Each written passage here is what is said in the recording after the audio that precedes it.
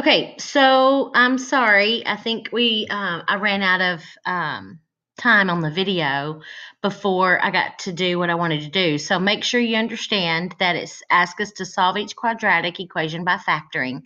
I factored the quadratic using my table. You can do this using the box, okay? If you want to factor using the box, then make the box over here, put the x squared and the 14 in it, and then figure out what combination goes together to make 5.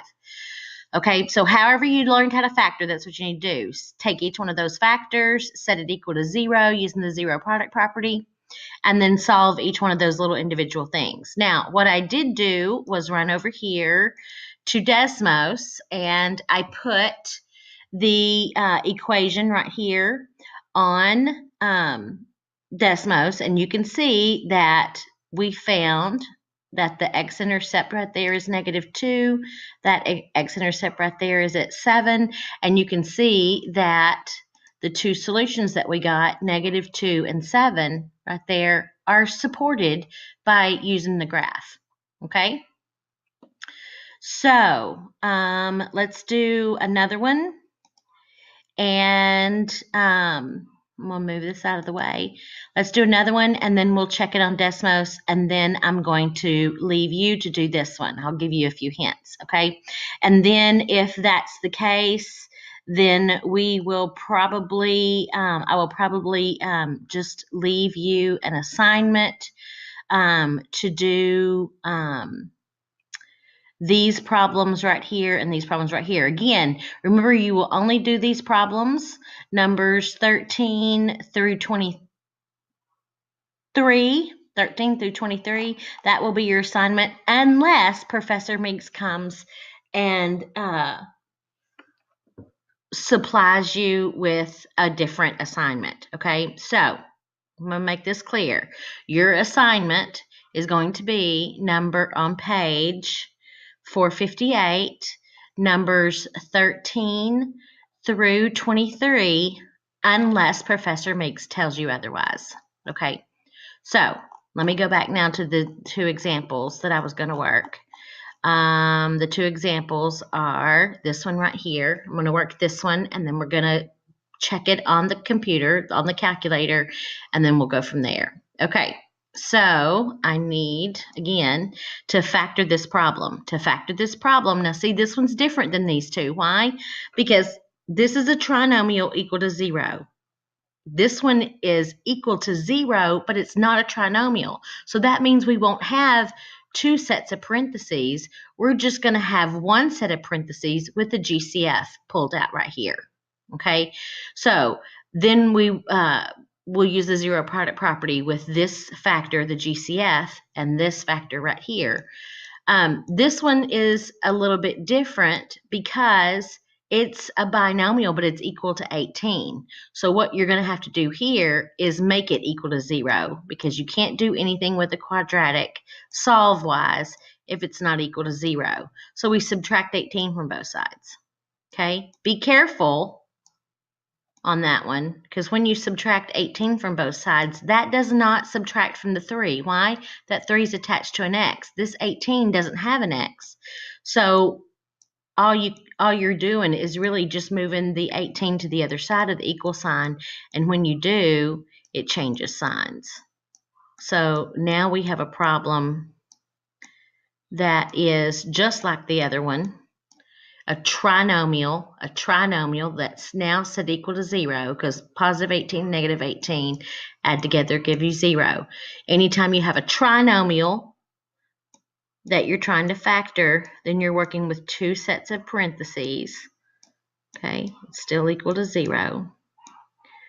Two sets of parentheses, and the two sets of parentheses means that you're going to be looking for numbers that multiply together to give you negative 18. Okay, so I'm going to make a list here of all the numbers that multiply together to give me negative 18. Let's try 2 and 9. Okay, we have a -2 and a +9. That's one option. But if you put those two together, that gives you a +7. Okay, we need a +3. So that combination is not the right one. And if I made this a +2 and a -9, that would just make that a -7. And that's not what we need either. So let's think of another one. What about 3 times 6? 3 times 6 multiplies together to give you 18. Make the 3 negative and leave the 6 positive. That way you get -18. And if you put those two together, okay, a -3 and a +6, when you combine those together, you do get 3. So that's the pair I'm going to use. So that pair, this pair right here, comes over here. You put the -3 behind one x, you put the +6 behind another x, and you've got that factored. Okay? Use the zero product property. I'm running out of room, so I'm going to run over here. X minus 3 is equal to 0. And then you have x plus 6 is equal to 0. The zero product property, this is how we're using it. We're using the zero product property right here by taking each one of these factors right down here and setting it equal to 0. So when we do that, we get +3 on both sides, +3, +3. Those two add to 0, leaving you bring your x down, put your equal sign, and 0 plus 3 is 3. What do we have to do over here? -6 minus 6. And if we do -6 minus 6, we get x equal -6. Okay, let's jump over here real quick to Desmos, and I'm typing in. You can do it two ways, and I will do it two ways. We've got x squared plus 3x, and I'm going to type it in on Desmos like that. So let me move this out of the way. I'm not going to erase it all. X squared minus 3x. Okay, if you leave it like that and 18 on the other side of the equal sign, then you have to put 18. Whoops, you have to put y equals 18. And you probably can't see anything. Why? Because y equals 18 is a horizontal line that's way up here at 18. But if you come back and look, you can see that those two are crossing at -3. Those two intersect at -3 and 6.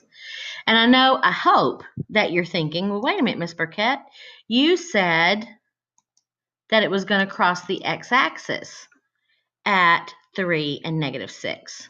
Okay, if you want to see where it crosses the x-axis, then when you go to your calculator, then you have to type in the trinomial that's equal to 0. Okay, so we did, when we subtracted 18 from both sides, this is the trinomial that we came up with, x squared plus 3x minus 18. So if you put x squared minus 3x minus 18 on the calculator and turn that off, and now go and look at the x-axis, and where is it crossing the x-axis? At -3 and at 6. Just like we said it was going to do at, why is that backwards?